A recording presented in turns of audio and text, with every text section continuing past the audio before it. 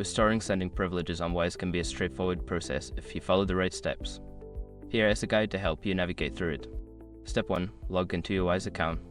Access your Wise account by entering your email and password. Ensure that you are using the correct credentials to avoid any login issues. Step 2. Check your account status. Once logged in, navigate to the account settings or dashboard. Look for any notifications or alerts regarding your sending privileges to understand why they may have been restricted. Step 3. Review compliance requirements. Familiarize yourself with Wise's compliance policies.